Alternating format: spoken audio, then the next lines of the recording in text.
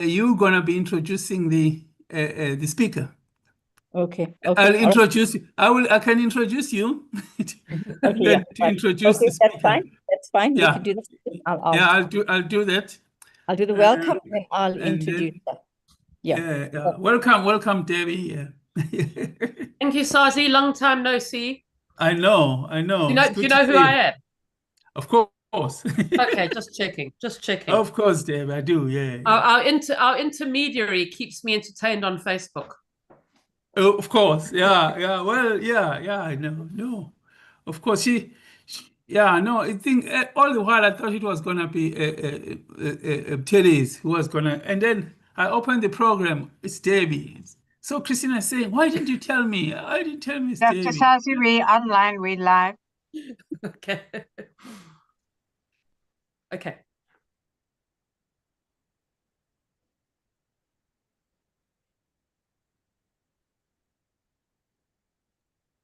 Good afternoon. I hope we are all here, and we can perhaps start the lecture. Today's Killie Campbell annual Killie Campbell lecture, and my name is Sazi Dlamini. I am a musicologist based at the University of KwaZulu-Natal, and I'll be directing somewhat to today's program proceedings. And I'd like to start by introducing my colleague, Dr. Roshni Pada of the University of KwaZulu-Natal Library Services, where she's a portfolio manager and director of the special collections, among other things. Welcome, Dr. Pada. Thank you, Sazi. Thank you very much. Ladies and gentlemen, distinguished guests, esteemed researchers and members of the University Executive, it is with great honor that I welcome you to the annual Killie Campbell Lecture hosted by the Killie Campbell Africana Library at the University of KwaZulu-Natal. We are deeply privileged to gather in this space that carries so much of our shared heritage, memory, and scholarly legacy. A very special welcome to the Deputy Vice-Chancellor for Research, Prof. Anil Chithargun, who continues to champion the work of knowledge production and preservation at our university. We are also delighted to welcome our keynote speaker, Dr. Debbie Whelan, whose insight and scholarship have made an immeasurable contribution to the conversations on heritage, architecture, and identity. And we extend our appreciation to our program director, Dr. Sazi Dlamini, for guiding us through today's proceedings. Today's lecture is grounded in a theme that speaks to who we are as a community of scholars and custodians of memory, a theme that reminds us that archives, stories, and cultural knowledge are not static objects, but living forces that shape how we see ourselves and how we imagine our future. The Killie Campbell collection stands as one of the most significant repositories of African history, culture, and lived experiences. We warmly invite you to visit the museum, archive, and library, explore its rich archival holdings, and engage with the narratives that have shaped this region and beyond. So this annual lecture is therefore not only an academic moment, but a call to continue the work of preserving knowledge, amplifying marginalized histories, and advancing scholarship that's rooted in relevance. We are grateful to each one of you here for being here today, academics, students, colleagues, partners, and members of the wider community. Your presence affirms the value of this center and the enduring importance of the work done here. It's my hope that today's lecture inspires you, challenges you, and enriches your understanding of the role we play in carrying out our history forward. So thank you and welcome to all of us. Thank you. Shall I get going? So let me introduce Debbie, our keynote. Okay, right. So Dr. Whelan is an interdisciplinary researcher whose work bridges architecture, history, and anthropology.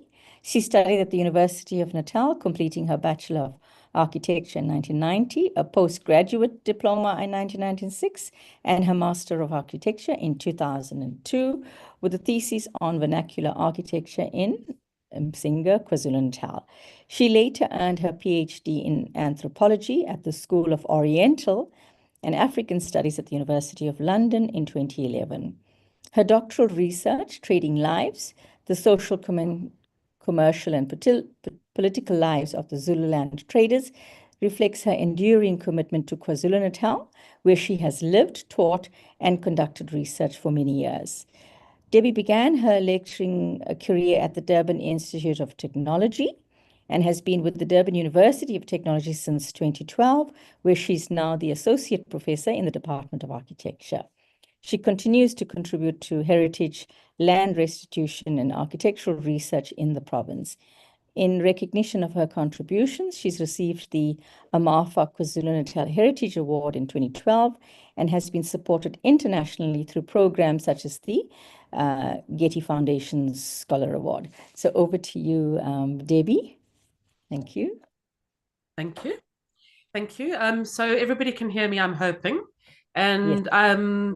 Rashni, I just wanted to say that I'm no longer Associate Professor at Durban University of Technology, but I am still, and I have been affiliated with them for the last 8 years. So that will be on my first slide. So if I can begin at the very beginning, what I'm looking at is, I suppose, a reflective process in my experience working with heritage in the last, or working with land claims particularly, and heritage in the last 25 to 30 years. So my title is Remaking Heritage, and this is really about heritage construction, and we're looking at the land restitution process as a vehicle for reimagination. So I want to start off with a context, and I think this is really important. You noted that my background was in architecture and the built environment, so it's really dealing with the tangible. But then I sort of did this sort of left-hand turn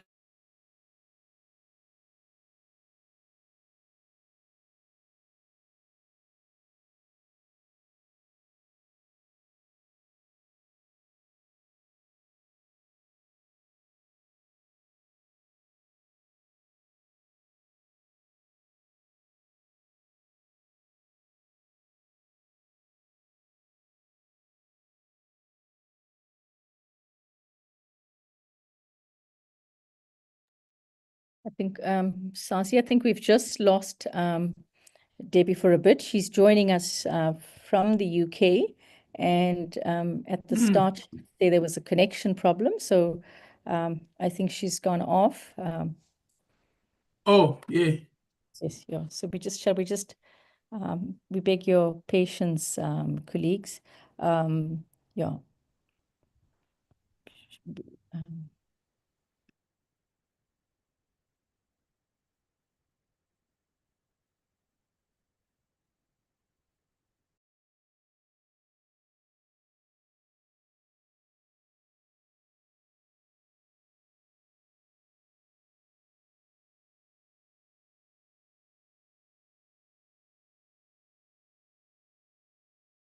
Back. Hi, Debbie, you're back. Oh, welcome back, Debbie. Hi. Yes, you know, I don't know if you heard that I went for a short left into the Bundus, but yes, obviously I channeled it. So please, can somebody shout if something goes wrong, just so that I know I can see from this side as well. Okay, so I was talking about remaking heritage. I was talking about the context of the work that I was doing. And I am really talking about the intersection of the tangible and the intangible environments, particularly around people in the province of KwaZulu-Natal. So I suppose in the last number of years, having done anthropology at both undergraduate and postgraduate level, I've gained quite a keen understanding as to the fact that we've got these really parallel universes and in-between experiences in the province. And a lot of this sort of speculation and a lot of this sort of scrutiny has come through a lot of the work I've been doing in the land claims processes. Another important part of particularly my last my last, I suppose, 15 or 10 or 15 years has been looking very closely at the decolonial agenda. And the decolonial agenda, obviously working in the UK, is interpreted slightly differently, but the decolonial agenda has been absolutely forefront in me being able to present and understand much of the sort of thinking that I've been going through. I also fact check a lot of my information or a lot of my thinking with previous students at Durban University of Technology, because I do feel that, you know, coming from the sort of position of an older white woman, you know, sort of my sort of position being privileged, etc., educated, being able to sort of bounce these things backwards and forwards is really important. And so the context of the paper really comes from, I suppose, 20 years of working within higher education as a fact-checking process, but also 20 years of working quite significantly on both land claims in the province of KwaZulu-Natal and also working within the heritage industry. So firstly, I think it's really important to say this is not about land. Land is a very different issue in terms of what this paper is about. This is about how land is a vehicle for reconstruction of heritage and reconstruction of position and reconstruction of inheritance. And this, for me, has been absolutely critical in the entire process. And when I first started appearing in court, I'd end up sort of feeling really, really awkward when farmers who were defending their land and sort of sitting on the defense were getting really anxious, and they would say, they're all talking lies. And they'd say stuff like, look, what they say now is different from what they said before lunch, referring to one of the claimants who happened to be in the dock before and after lunch. And obviously negotiation and environmental sort of resource management, which is going on in the background during lunch as a community, is something which emerges after lunch. So stories do change in the process. And then the assertion that, but this farm has been in our land for generations. There are the gravestones of our forebears. And what I've found is that many of these farmers, as much as they may have been on the land for generations, still consider themselves as absolutely separate from many of the communities amongst which they have been working and living, but also don't see the parity in their experience of maybe built and intangible environments, which might be very similar with claimants. And going back to dates, these are all fixed. This, as an architect, we're talking about gravestones, we're talking about dates, we're talking about fixed positions in time. And these temporal moments are not relevant when we're starting to look at the land restitution process and about reheritagization. So I think it's really important to give you an idea of what it sort of looks like. And why I'm saying what it sort of looks like is because it is a very fluid, moving mass, like a glacier. And it sort of collects information along the way as it moves along. It gathers people and claimants along the way as it moves along.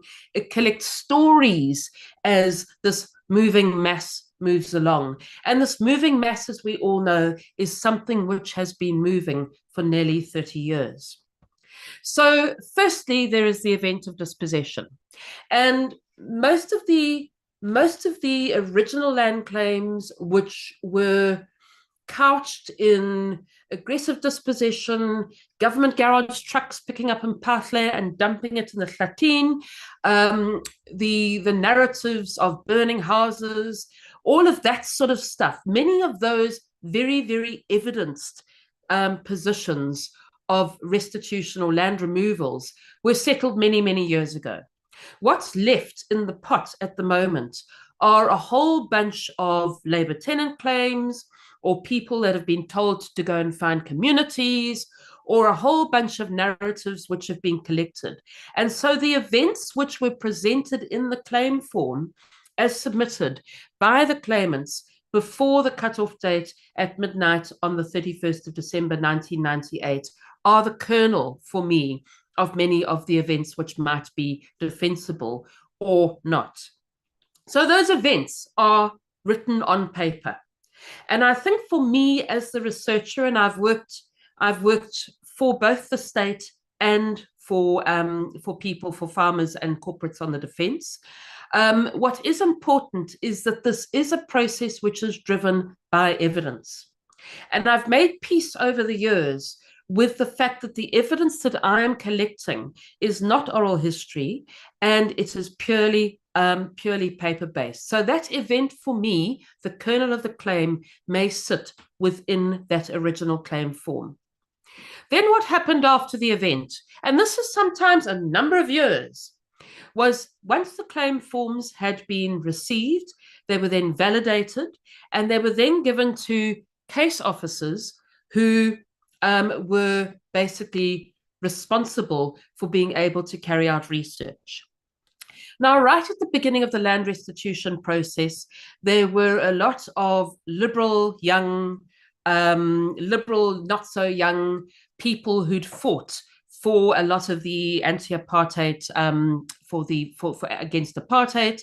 They'd sort of fought against the forced removals process. Many of them had been part of the Surplus Peoples Project. And so right at the very beginning, there was a very nuanced group of people who were empathetic to many of these claims. But as the years have moved on, these case officers have become increasingly politicized, but also also doing the work as a job. And as a job, it's got an end point. And so there is a sort of negotiation in terms of how these are interpreted by the case officers. So this thing comes to what is called a case report.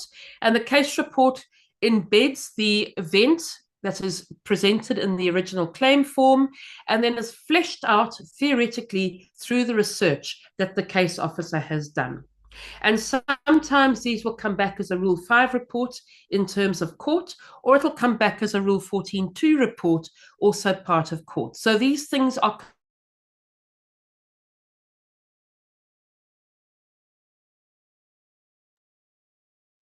Looks like we've lost Debbie again. Looks like we've lost Debbie again. That's correct. And hopefully she'll come back to us.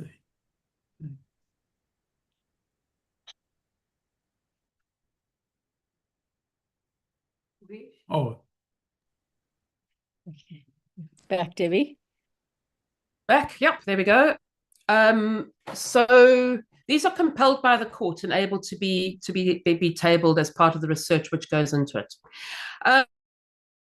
Then following this, we find that there are a number of years.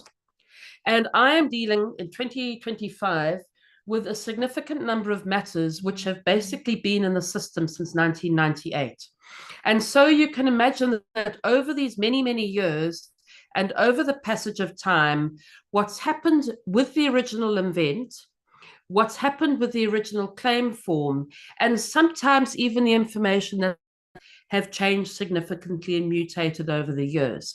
And this is as people have died off, and it's also as new, younger people who are more resource hungry have come onto the scene. So these intervening decades have created some significant issues. And also what's happened, and this is something which I know Senzo is quite informed about, is there were many, many claims which were put in by communities or small groups of people. And at a point in the process, they were informed that they had to go and find themselves a community. And so as a community, they were informed by the state that they would have a much better chance of winning some land. And this community then introduced a whole bunch of dislocated people who may or may not have any association with the area, region, or property or dispossession. But what this did is then allow for multiple aligning and competing narratives. And a really good example of this is the Duku claim. And the Duku claim is very openly dealing with claimants, non-claimants, and then also recent immigrants from Mozambique. So these things are shifting. And these shifting things have presented real challenges for our courts. And what I find is so terribly exciting is that this entire process is remaking a very, very real and relevant South African legal system. But anyway, less of that. So when we are looking at the court processes, there is a process which the claimants have to do, because the claimants obviously have to defend their claim. They have to say, well, that's where we lived, and that's where we were koshered, and this is what happened here, and that's what happened there, and that's where the farmer lived. And so there's a pointing out exercise, which sometimes might go on for a number of days. And the pointing out involves the court, and the court is the judge is assessor, the advocate, and the advocates and the attorneys for not only the defendants and the state, but also the claimants. And there is this entire, what's the word, field trip of pointing out different points, which are then GPSed and put onto a map in order that everybody knows exactly what's happening in court. So the pointing out itself, being a physical process of being on and in land, is a really important component of memory reconstruction. And often with the pointing out, there is very little to do with the actual fact of dispossession. The pointing out a lot of the time really speaks about dwelling and being, and about being on the land. And so that itself is actually an activating moment in the recreation of heritage. Then what happens in court is that the way that the procedure works is that the claimants are the first people who present the evidence. And so the evidence might be a number of different people, and the evidence is basically led by the claimants. It is their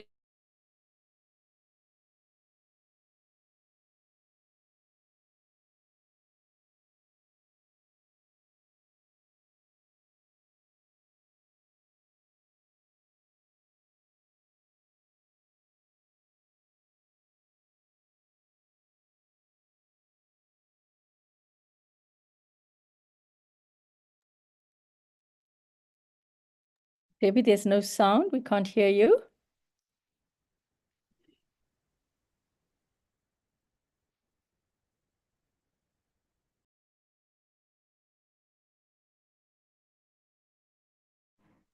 back.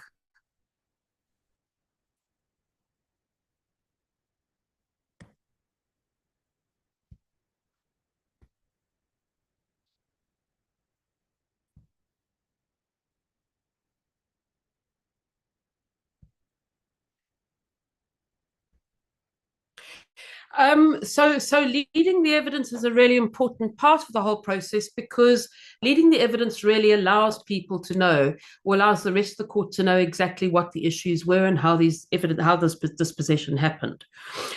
So leading it and presenting it is a critical part of the process.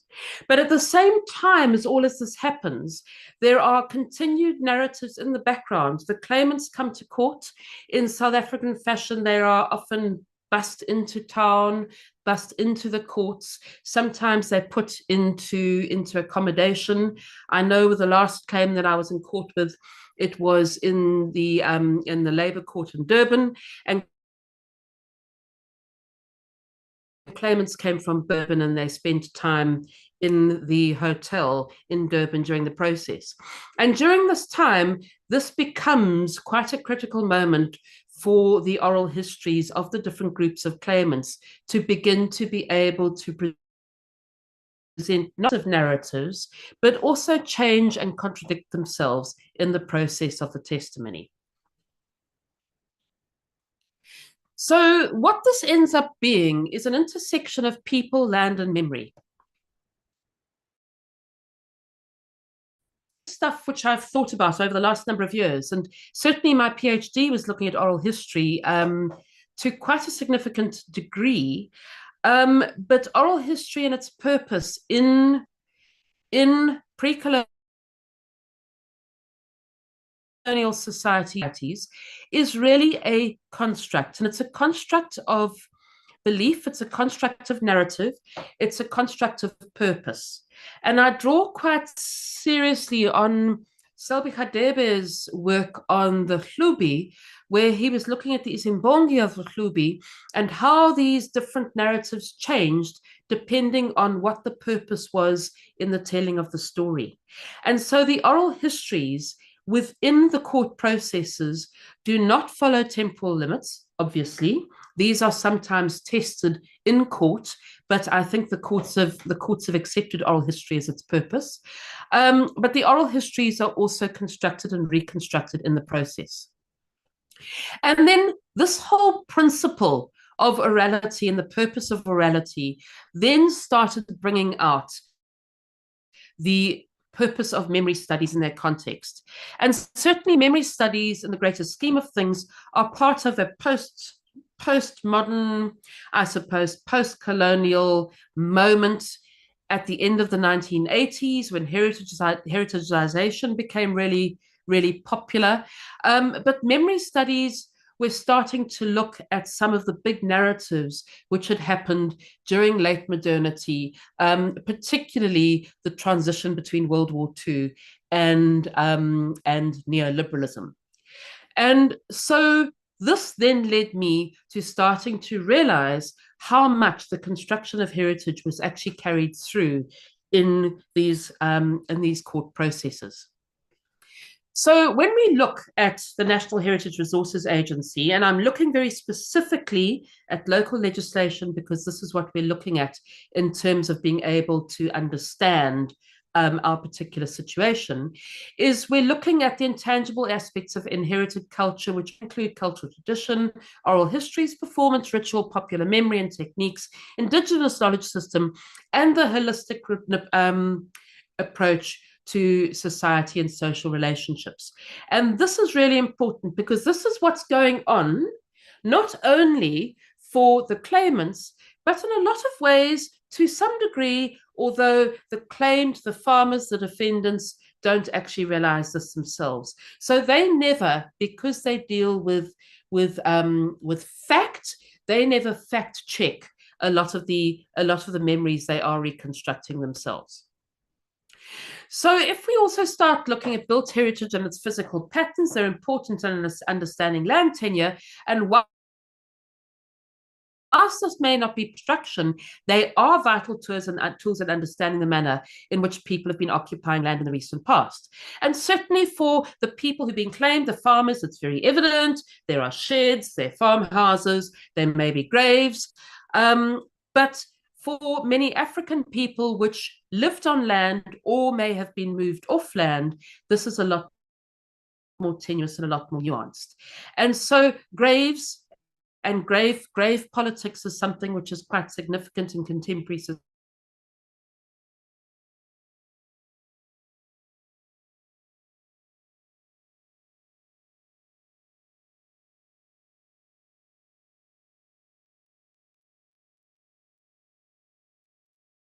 We're losing you. We have lost you again, Debbie.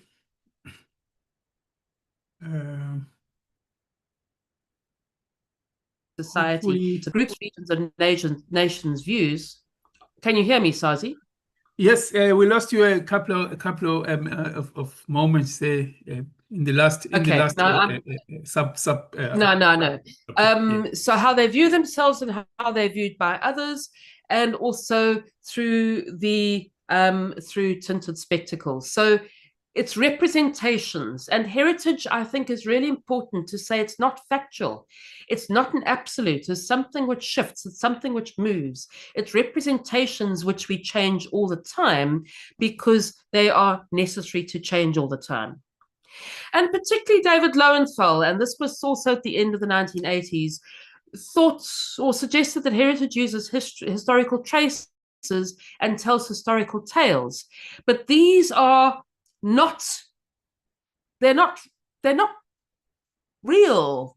They close themselves to criticism because they are things which are specifically constructs.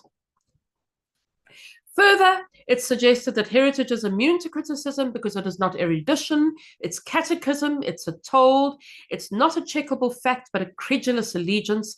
It is not a testable, even plausible version of our past. It is a declaration of faith in that past. So for all of us, everybody that's in this room have got different ways in which our particular local heritages, but also also our personal heritages are constructed. So these two definitions allow for it allows for an element that is to be heritagized and presents the purpose and the rationale for heritagization of both the tangible and the intangible. And so this means we've got frayed edges, and these frayed edges are they're these bits on the edge of the glacier that's moving very slowly. They're not absolutes. They're not necessarily defensible. And I think this is the sort of really interesting part of the court process, is that you're sitting in the middle of the narrative and the orality and the resource management of Indigenous knowledge, and then also the sort of factual systems or evidence-based systems of court. So this leads us into a really interesting place. And if we start looking at memory, and memory studies really started in 1970, and Pierre Leroy was a really interesting guy. He sort of was really looking at the hiatus in memory of French people who had basically obliterated much of their memory of World War II. And if I speak to my mother, for example, who an absolute memory there, because her memories are things and stories she's been told, because of the absolute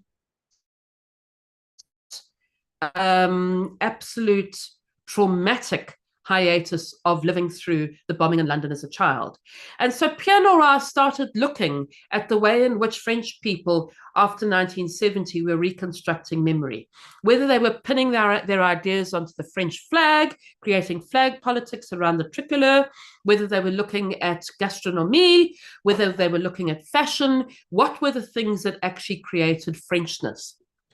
And he came up with landscapes of memory and also sites or points of memory. And I think that this is important as well, because memory is a very slippery thing. Then we looked at Halbwachs in 1992, and he was looking at collective memory. And then James Young, looking particularly at the memory of people.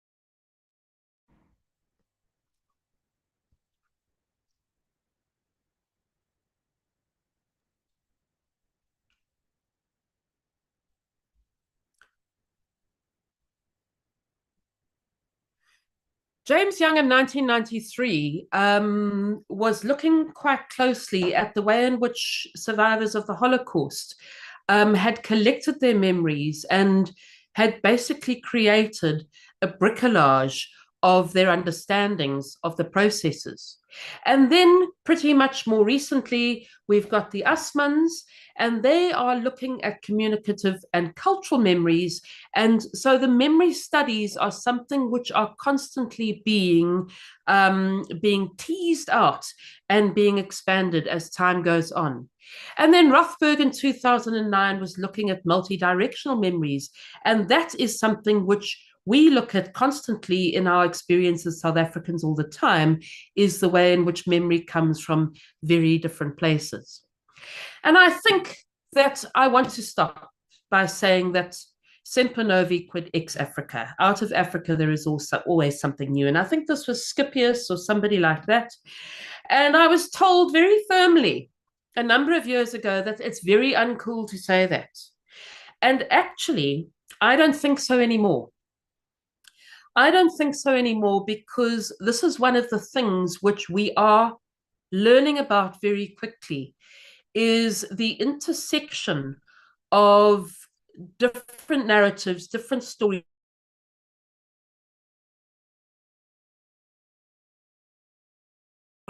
which scare other people. And so being able to realize that actually one of our greatest powers is that out of Africa, there is always something new. And I think this gives a massive opportunity for African scholars working within the realms of post-truth and particularly normative experience of the polycrisis within which we sit, in that we understand it in our continuously contested environments in which we live and how we negotiate these.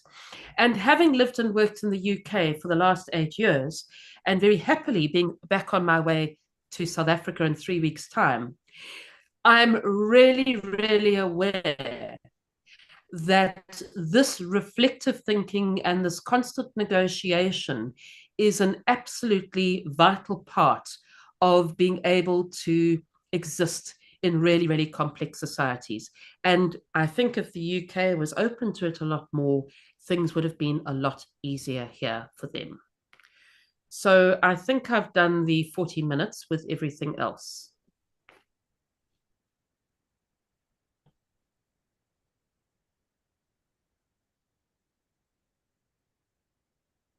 Okay.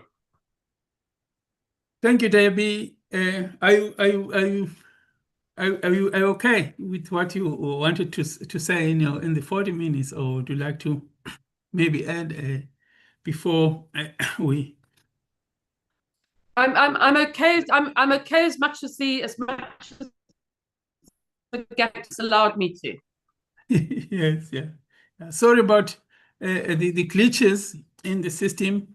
I suppose it's no one's fault, as I would hope, and hope also that out of your presentation we were able to get the important points that you were making, and thank you for preparing us in this way to engage with your very, very important and complex and intriguing work, which, as you say, yeah, it's daunting, and in the way it engages not only scholarship as we understand it, as or even dispossession as a articulated, in our encounter with the empire and modernity and the law and the court, but as something that still remains to be addressed, with the very people who have been left out of modernity, people who still have to align their ways of thinking of institution with what has been taken, perhaps, extremely in complex ways and elucidated in ways, but comes back to them with the change of regimes and with the possibility that you intimate of rethinking, and which really is demanding and is asking of presence and engagement of scholarship, not only within itself, as I'm trying to point out, but much with outside of itself, and to find how it resonates with the way people understand things that are not part of its. So, Sazi, I think heritage. what for me, what I think just very quickly for me, I've made peace that the court process is allowing for restitution. And the court process is enabling restitution. And what happens is, after the Salem judgment, which was a judgment around the commonage in Grahamstown, oral history is very much is accepted as an entity in itself by the courts. And so what happens is, I present my stuff, the oral history is presented, and the court finds a middle ground. And this is what makes me so incredibly excited, is that those moments of real transition, of real negotiation, are happening. Enabled. In terms of the land restitution process. I think the other thing, which as somebody who has worked significantly on a lot of the histories of different different clans in KwaZulu-Natal. I don't like using Zulu because that's very much an umbrella notion. But somebody who's worked very strongly with different clans, what's happening is watching the processes of the heritageization as presented in written narratives and how they are being remade in contemporary society, and allowing those to be in themselves a thing, that it's absolutely fine, and it's allowing for an extension and a continuity of the past, which is constantly changing. Which for me is also very exciting. Yeah, it is. And I was just wondering before, I hope I'm not hogging time for other respondents and questioners, wondering what the place of the institution is in this process. I mean, besides the courts themselves work within a larger polity of government and leadership, which I think maybe comes in a big way in this case, where claims, I suppose, will be made at different levels, those of family and some of tribe, and those will perhaps pull in certain directions the way land is thought about. Absolutely. And in the end, I think there's I suppose I should think that there's a much more imperative to think together about land collectively in the first place. Absolutely. Even in the end, when families decide that I'm going to let my son build there, in the end, as a country, land will be one thing that we'll have to think collectively about, and in a very economic sense, so to speak, in a very kind of a resource-based thing that can maybe, because I can imagine where some of the questions that what are you going to do with the land, besides that, do such questions ever come up, that what are you going to do with the land?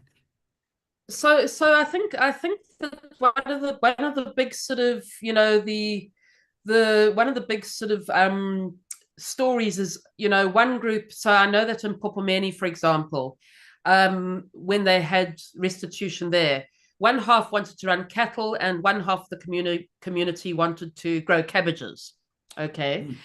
And I think one of the sort of scholars that I've worked with, who's based at UNISA, he is from Dukuduku, and he said to me, yes, but he remembers in 94, he had Nelson Mandela and Lionel Mtshali coming to visit Dukuduku. And Nelson Mandela was talking about RDP houses and fixed tenure, which we all were as liberal thinking people.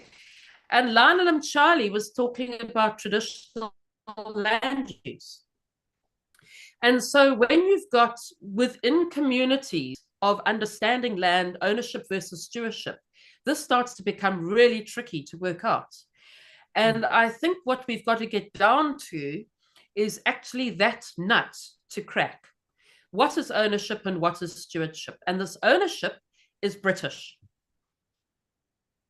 And I'm convinced that this ownership was a bunch of people who came out to Natal, and they had come off estates in England where you can't own land because the Lord owns all the land. And suddenly this was your chance to own. And I think that these are the poles which are so interesting. And it's how we crack that nut, how we sort of, I mean, to go totally back into the Bundus again, when we look at the mansions which are being built in traditional authority areas, how much of that is about ownership and how much of that's about stewardship? So even within societies, it's incredibly complex.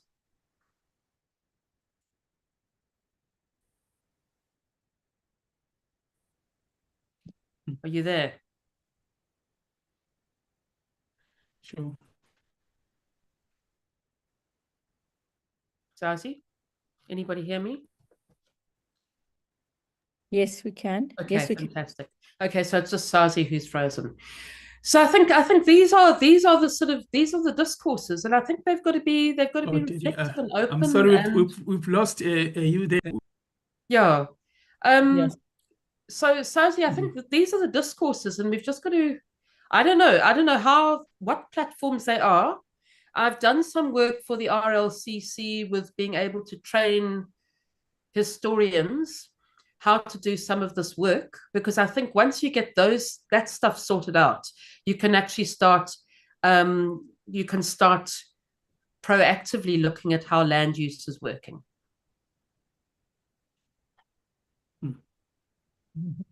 Well, thank you.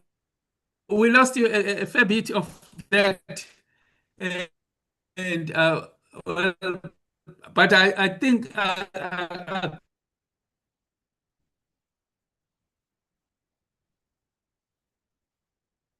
I got the gist of you saying, perhaps in a certain way, a shift, parceling off the land like it's estate, and absolutely say large capital coming in without accounting for the resource that that it requires. Yeah. To occupy such and just maybe just leave it with that. I hope I'll be the community here to interact and converse and ask questions. Possibly.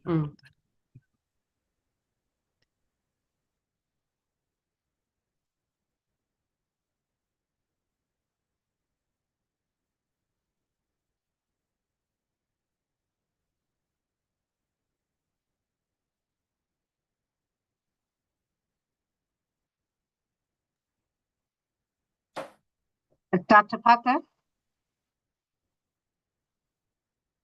Hi. Yes, Pam. Yeah. No, Yes. while perhaps people are still preparing themselves for questions, maybe we could just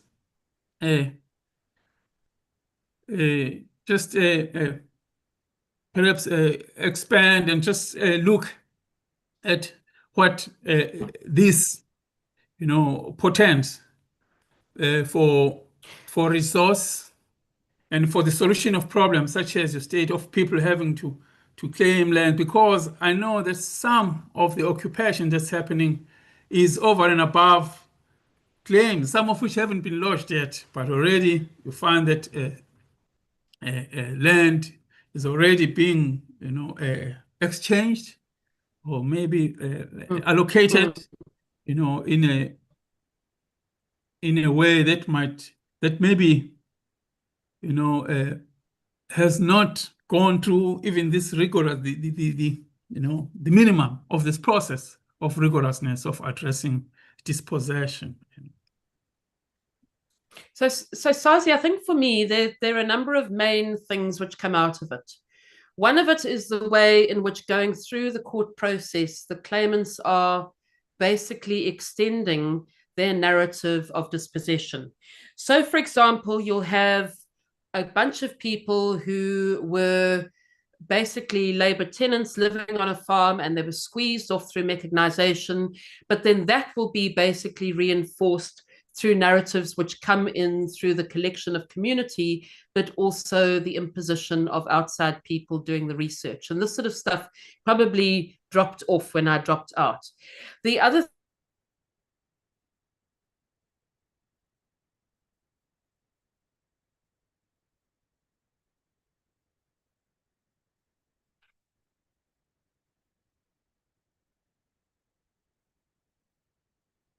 is creating new worlds for us as South Africans. It's creating real legislation which sits between traditional authority law, which is about resource management, and then the empirical legislation, black and white, if you wish, with the gray area in the middle. And I think that this is starting to happen increasingly through the court process, which means that we're actually, as a nation, legally being able to negotiate different ways of thinking and come to some sort of middle ground. So it's this hybrid space. The other thing which for me is really important is how we actually think actively about land, which is a positivist ownership-based understanding versus a nuanced stewardship, access to land understanding. And so as a nation, we are coming up with very new knowledge. We are negotiating very new knowledge between us. And these types of conversations that we're having are absolutely invaluable in terms of how we can actually inform much of the rest of the world with some of their thorny issues. And I think that this has really come to me through the last 8 years of living in the UK at the moment, in which the nationalization, the renationalization, the reheritageization is becoming absolutely imperative because it's got a collective anti-Britain or anti-EU, anti-foreigners agenda. And so I think the crux of all of this is that we're sitting in a position where our knowledge is actually incredibly valuable. And in terms of the decolonial agenda, we've got to figure out as academics how we can tie this all together and present it to the world in terms of new knowledge. So I think, Sazi, if that encapsulates a number of threads on this rather frayed mess.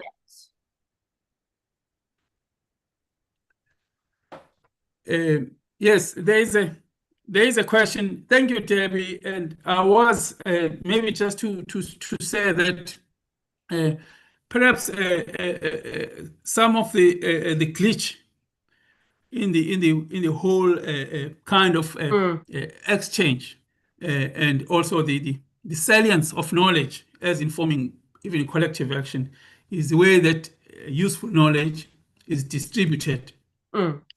Especially in this case where you can see there's a need for equitable knowledge to be equally distributed, but it's not. That, the people who occupy the land have the same knowledge and the same vision for its productive, kind of usefulness for all. Like ants. I don't think one ant knows much, pretty much more than the next ant. That's why that's so effective. Knowledge is perhaps that's one of the.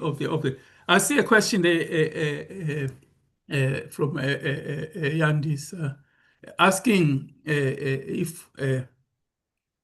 if there may be a view, I suppose maybe if she was taken from what I said, that government should be the custodian of the whole land in South Africa. Yeah, it depends. Okay, Deb, maybe you have a go. Maybe I can also have my say. Yes. No, I just wanted to say, I think it depends which government, because governments change. And I think that's the big danger. And so, I mean, I know in Poland, for example, after the Russians took over Poland in 1945, all land and all private property in Poland reverted to the owners, or reverted to the state, rather. And certainly I know that in Poland, sort of post-1989, there's been quite a big restitution process where people who owned property, and these are not big properties, these are small Anyana farms of, 4 acres, maybe 2 acres. But people who own property are getting their properties back. And I think the thing is, it's great if government owns it, but then it's got to be tied down to such a point in the administration of it that it cannot be, that it becomes a thing, because we all know that governments in South Africa have done this. And so I think that is something which I, as a non-politician, but somebody sort of thinking about KZN, particularly with land, that would be my reservation. The other thing is to look at a mixed model. We've got 9 provinces. We've got mixed models in KZN at the moment. In fact, KZN and the Eastern Cape are the only two provinces where there really is state land or Ngonyama trust land to the extent that there is. And, you know, maybe mixed models are things that we start looking at in terms of how land is owned or stewarded. So absolutely, I don't even know where to begin with all of this. You know, this has been on top of everything else I've been doing for the last number of years. But certainly, I think there are a lot of conversations that we can have objectively around how we can reposition this. Yes. Yeah, certainly a mixed model makes a sense in a way, looking at the kind of the heterogeneous kind of scenario of land as a resource, you know, Yeah. distributed along the lines that we have been taught really to say this is land only belongs to King so and so, Absolutely. so and so, and Yeah. and perhaps another thing would be to consider as an important polity to the economics that are at the core of nation is culture. That cultural leadership is still very important, especially with traditional societies. Absolutely. And we see now how such leadership, where it should be playing a role in really absconded, you know, if not playing both sides Absolutely. equally, you know, and Absolutely. I think for me that has been the greatest, you know, kind of letdown with tradition, in that no leadership has emerged to speak strongly of how traditional or indigeneity, such as we place so much stock in the way things were, has come up to really see how it matters economically, especially, and resourcefully, to be part of modernity. Because we're not saying indigenous must go back and be, you know, as part of a future. How can we be, you know, rooted, you know, in tradition, in value, you know, those kind of things. So I would support, you know, your intimations of a mixed kind of approach to a lot of debate. I think also to. So I think also what's really interesting in the UK is looking at how land works here, and it works in a very, very prescriptive way. But also the UK, as my friend Raymond said, is a really old squatter settlement. You know, it's just these layers of history which have just impacted upon each other. And so a lot of access to land in the UK is talking about entitlement that families have had for 200 or 300 years. And so a lot of the political nyaga-nyagas here are actually about land. And it's been targeted at farmers at the moment. But actually, the farmers aren't the people who should be taxed. It should be the big landowners who do nothing with their land. And so this is why I'm saying we've got stories that we can, processes we can inform other people about. And we need, as a nation, to pop our head above the academic parapet or above the leadership parapet a bit more often, because that's not happening at the moment. Because I do think we have the power to bring that new knowledge. Also, yeah, to distribute the responsibility for the land equally among the people, so that for land to have value, it has to be taken care of. And that at the moment, no one is responsible for looking after the land.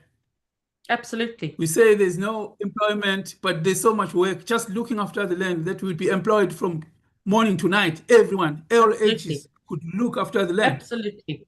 Looking after everything, from bees to soil to trees, which would in itself create just immense value in the land itself.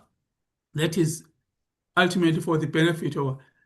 So there's a lot to think about how, because you need people to be invested, you know, like physically, and invested in land, so that they take care of it, they know its value and how to take care of it. That's a lot of work, that, you know, a lot Yeah, of no, absolutely. involvement and employment. That's my material as well as spiritual. You know, hence my thing about leadership, that is where they are let down, especially culturally, where from the indigenous side, nothing has really, at the moment, placed itself centrally as mediating in these vexing, knotted problems that bear on everyday usability of people and land and resource, neglected resource being bartered and really just, you know, played around with.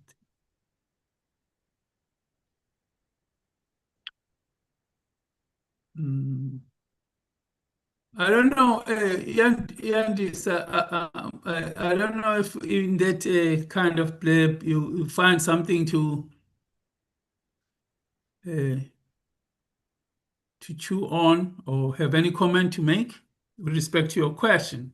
What is your own thought about land as belonging to government, or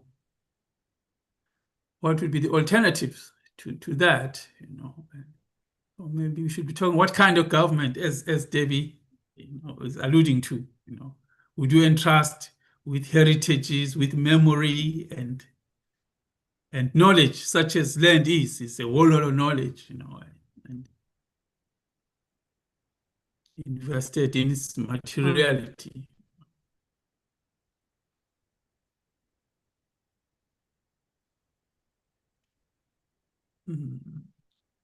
No answers.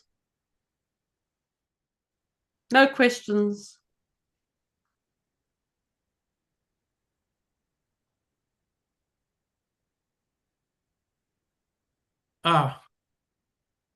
That is I'm fine with that, except I don't want to seem to hog our guest to myself, and would like to hear. Thank you, Andy, sir.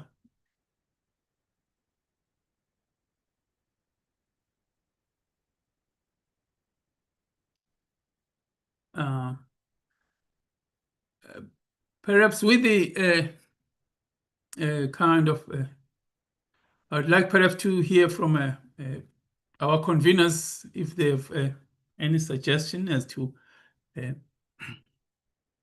what would be the best way forward at this juncture. Dr. Gamini, that's Pamela.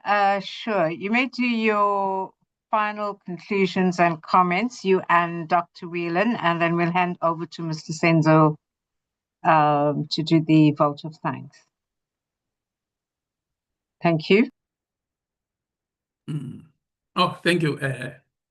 I've seen a question, or maybe a comment to say that apart from big business, it's a question from Mr.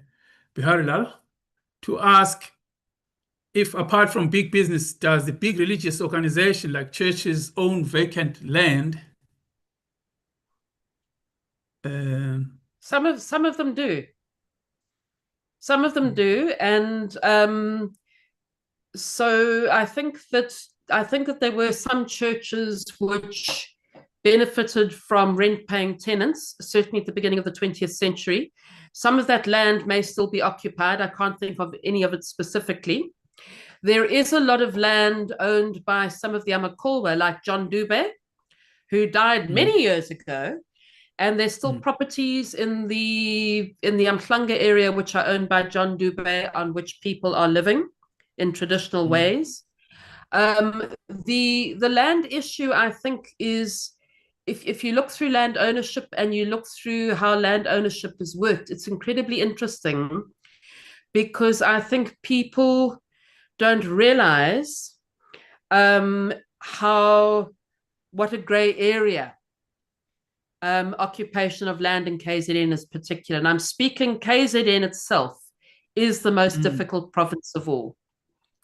So it's not just white owned or Indian owned or black owned. There's a very nuanced way in which land is actually occupied. And I mean, there's still properties in the Mhlanga area which are owned by Edward Morwood, and he was one of the first white settlers. You know, so it's not a cut and dried situation as we speak. Yeah, for sure. But yeah, yes. In fact, it is, I suppose, a known fact that a lot of the missions, the original missions, or used to own land and resource, and also most significantly, they were centers of education and training, which is not today associated with church at all. Absolutely. Yeah, certainly churches and missions had resources of land that also did become sites of at least the converted people of being acquainted with the use of land and the skills required to occupy the land in a meaningful way, which today, even in those kind of resources as identified today, you don't see that. You see land like that being, kind of disused or occupied in not so thought out ways that could have guidance as its own and could have maybe what we, as we say, vision for a meaningful occupation that is progressive and informing knowledge of land, and being a conduit of skills of controlling the resource of land and that kind of thing. So yeah, it is perhaps to be looked at custodians of the present land, that maybe questions could still be leveled. How are you going to use the land? Or because land presents itself as a kind of an opportunity, as you say, to learn, to teach, and to acquire kind of skills, equitable skills that are beneficial So to I think what's occupation.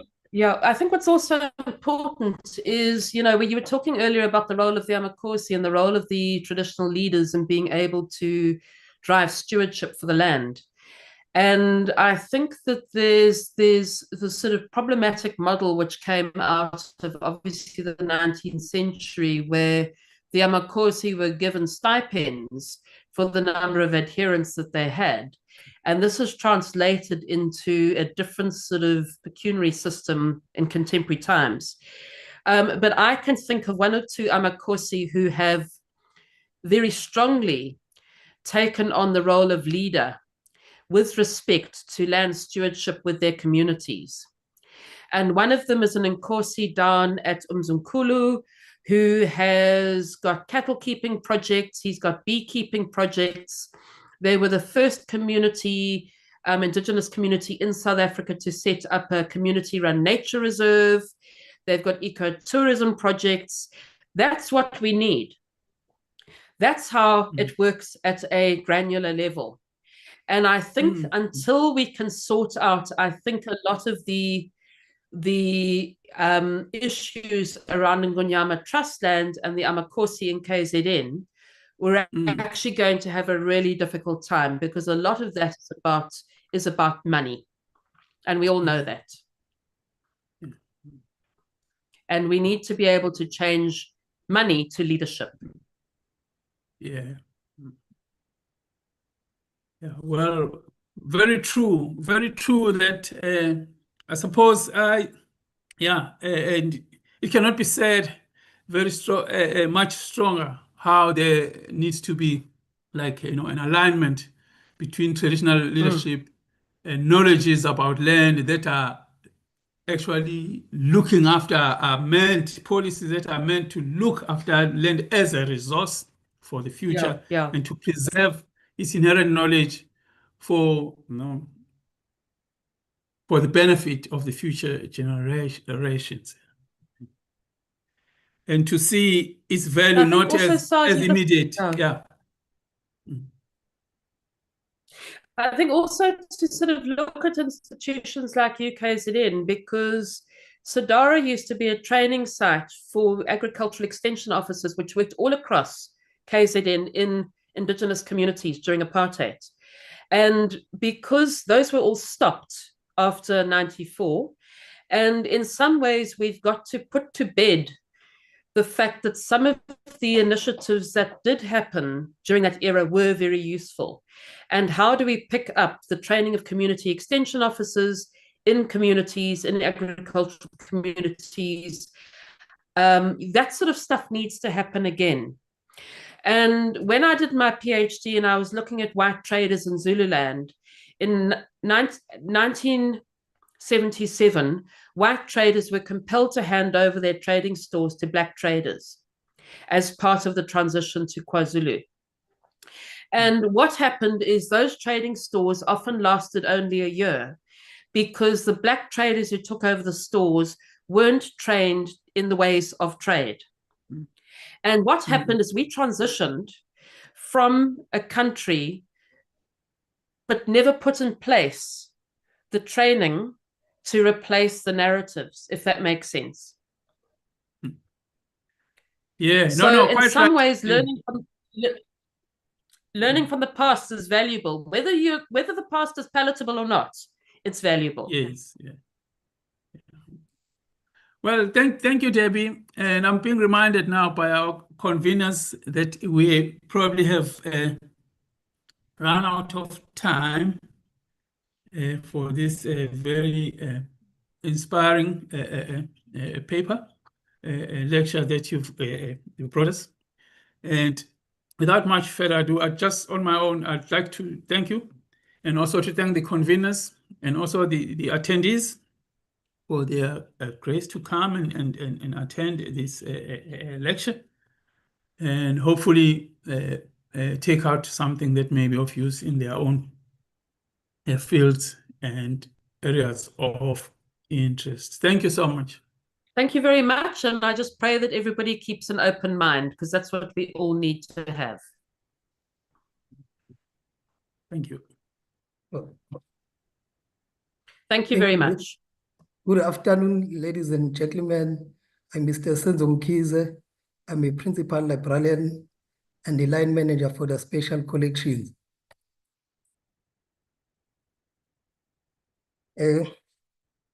As we draw this year's Killie Campbell Africana Library Annual Lecture to a close, it is my honor and privilege to deliver the vote of thanks on behalf of the University of KwaZulu-Natal Library Services and the Special Collections.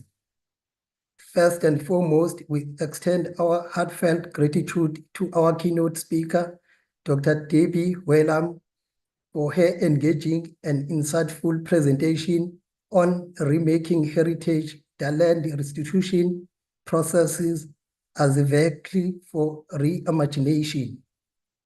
Your reflections on heritage, land, and the reimagining of history have provided us with a profound perspective that bridges architecture, anthropology, and the life experiences that shape our understanding of place and memory. A sincere word of appreciation also goes to our program director, Dr. Sazi Dlamini, for so ably steering today's proceedings. Your grace, warmth, and professionalism ensure a seamless and vibrant session. We also acknowledge Dr. Roshin Petha, Portfolio Manager for Core Services and Special Collections, for officially welcoming our guests and setting the tone for this meaningful gathering. To all in attendance, members of the university community, our distinguished guests, and friends of the Killie Campbell Africana Library, thank you for joining us.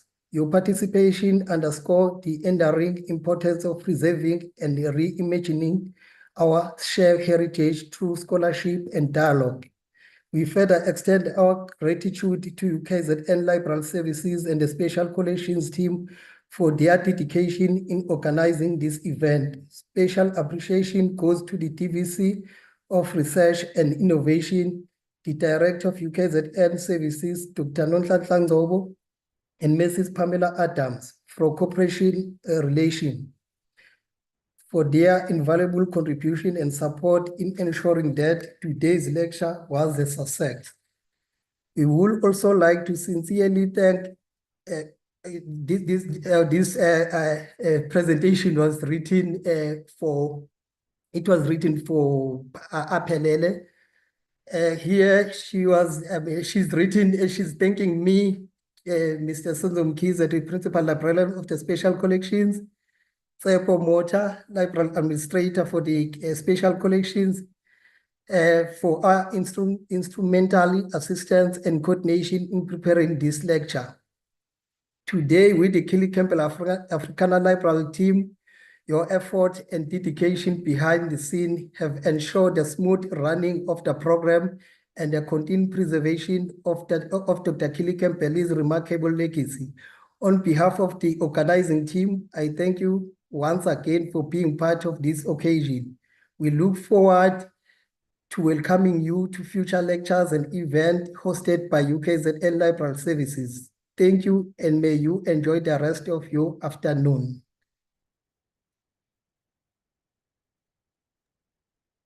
Thank you very much, everybody. Enjoy your afternoon. Thank Bye-bye. you. Bye. Thank you, Dr. Whelan. Bye-bye. Thank you, everybody. Thank you. Thank you. Thank you, Roshni. Thank you. Thank you, Sanzi. Thank you very much. Thank you, Bye-bye. Senzo. Thank you, everyone. Thank you.